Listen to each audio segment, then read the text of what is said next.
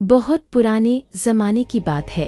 Medina Munawwara में इस्लाम की हुकूमत थी। उस वक्त के अमीरुल मोमिनीन मुसलमानों के नेता थे हज़रत उमर फारूक रज़ी पूर्णविराम।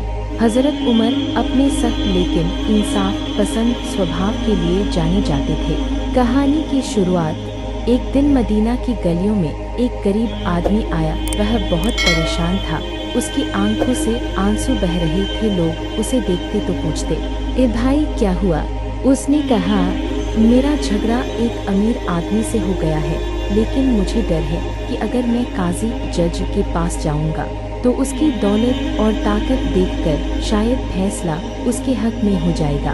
लोगों ने उसे सलाह दी, तुम सीधे अमीरुल मोमिनीन हजरत उमर रज़ी के पास जाओ, वहाँ सिर्फ इंसाफ मिलेगा, चाहे सामने गरीब हो या अमीर। अदालत का मंजर गरीब आदमी हजरत उमर रज़ी के पास पहुँचा और कहा, ए अमीरुल मोमिनीन, मेरा हक मुझसे छीना गया है। हजरत उमर रज़ी ने फौरन उस अमीर आदमी को बुलवाया। जब दोनों अदालत में हाजिर हुए तो हजरत उमर रज़ी ने दोनों को बराबर बैठाया। गरीब आदमी ने कहा, ये अमीर आदमी मेरी जमीन पर कब्जा कर रहा है। अमीर ने कहा, ये झूठ बोल रहा है, ये जमीन तो मेरी है। गवाही और फैसला। हजरत उमर रज़ी ने कहा, क्या तुम्हारे पास कोई गवाह है? गरीब आदमी बोला, मेरे पास गवाह तो नहीं, लेकिन मेरा दावा सच है। हजरत उमर रज़ी ने अमीर आदमी की तरफ देखा और कहा, क्या तुम्हारे पास सबूत है कि ये जमीन तुम्हारी है? वह अमीर आदमी चुप हो गया। हजरत उमर रज़ी ने फैसला सुनाया,